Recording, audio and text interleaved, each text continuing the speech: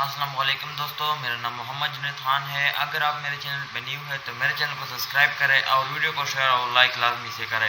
शुक्रिया दोस्तों, दी एग्जॉर्सिस्ट तारीख की मशहूर तरीन हॉरर फिल्म्स में से एक है। ये फिल्म 1973 में रिलीज हुई थी, जिसने दुनिया को खौफ में डाल दिया था। ये फिल्म एक लड़की के ऊपर है जो पोजेस थी, यानी इस पर जिन्नात का साया था। 1971 में एक राइटर विलियम ब्लैटे ने एक किताब लिखी थी और ये फिल्म इसी किताब के ऊपर बनाई गई थी। लेकिन ये किताब एक सच्चे वाकये के मुतालिक है। ये वाकया एक लड़के रोलैंड डो का है। दी एग्जॉर्सिस्ट में इसी लड़के की कहानी दिखाई गई है। ये लड़का 1949 में अमेरिका के शहर कॉटेज सिटी में रहता था। इस लड़के की कहानी उस वक्त अखबारों में भी छपी थी। इसकी उम्र 13 या 14 साल थी। ये सारी कहानी क्या थी, अब इस पर बात करते हैं। इस लड़के की फैमिली जर्मनी से अमेरिका आई थी। रोलैंड की एक आंटी थी जो इसके घर के पास ही रहती थी। ये औरत काला जादू और इस तरह की चीजें किया करती थी। रोलैंड इस औरत के साथ काफी वक्त गुजारता था। रोलैंड के घर वालों को नहीं पता था कि ये औरत काला जादू वगैरह करने की माहिर है। दोस्तों, 1949 में इस औरत की अचानक मौत हो गई और इसकी मौत के बाद रोलैंड अजीब तरह से बिहेव करना शुरू हो गया। ये लड़का हर वक्त गुस्से में रहता था। इसके बाद हालात मजीद खराब होते गए। रात होने पर रोलैंड की फैमिली को अपने घर से अजीब आवाजें आती थी, जैसे कि पानी गिर रहा हो या फिर कोई दीवार को अपने नाखूनों से रगड़ रहा हो। रोलैंड की फैमिली काफी डर गई थी। रोलैंड इनको कहता था कि इसको हर वक्त इसके साथ किसी के होने का एहसास होता है। ये लड़का रात को सो नहीं सकता था क्योंकि इसके कानों में किसी के चलने की आवाजें आती रहती थी। इस लड़के के बेड के मैट्रेस पर नाखूनों के निशान भी मिलते थे, जैसे किसी ने अपने लंबे नाखूनों से इस मैट्रेस को चीर दिया हो। दोस्तों, कुछ दिन के बाद यही निशान रोलैंड की बॉडी से भी मिलना शुरू हो गए। ये बच्चा अब बहुत अग्रेसिव हो चुका था।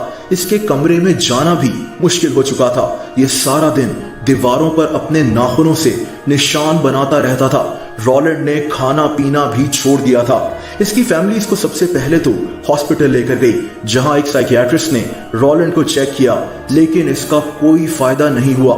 ये बच्चा मजीद अग्रेसिव होता गया, यहां तक कि इसको बेड से बांध कर रखा गया ताकि ये किसी को नुकसान ना पहुंचा दे। दोस्तों, इसकी फैमिली ने अपना ये घर चेंज कर लिया। इनको लगा कि शायद इस तरह रोलैंड की तबीयत बेहतर हो जाए, लेकिन नए घर में जाने का भी कोई फायदा नहीं हुआ।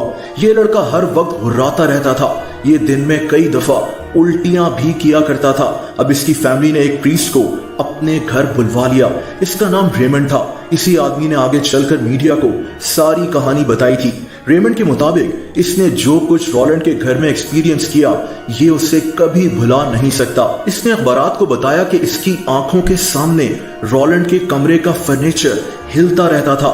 रोलैंड का बेड इतनी जोर से हिला करता था जैसे शदीद जलजला आ गया हो, और ये बच्चा उस वक्त बेड पर लेटकर हंस रहा होता था।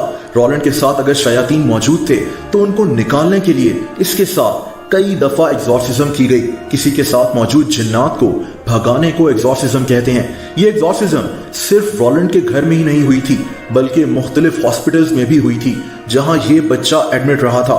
रोलैंड इस दौरान लैटिन जबान में बात करता था और इसकी आवाज काफी भारी हो जाया करती थी। दोस्तों, रोलैंड के साथ आखिरी एग्जॉर्सिज्म इसी के घर में हुई थी। इस दौरान इसकी नाक से खून निकलना शुरू हो गया था। कहते हैं कि इसके बाद रोलैंड अपनी जिंदगी नॉर्मल तरह से गुजारना शुरू हो गया था। बहरहाल, दी एग्जॉर्सिस्ट के पीछे इसी लड़के रोलैंड डो की कहानी है। एक और अजीब बात यह है कि रोलैंड उसके बाद कहां चला गया कोई नहीं जानता। कुछ लोग कहते हैं कि नासा में काम करने वाला एक मशहूर इंजीनियर रोनाल्ड हंकलर ही दरअसल वो लड़का था। रोलैंड हंकलर की मौत 2 साल पहले हुई थी। बहरहाल, इसकी कहानी पर बनी फिल्म दी एग्जॉर्सिस्ट तारीख की एक क्लासिक हॉरर फिल्म मानी जाती है। Super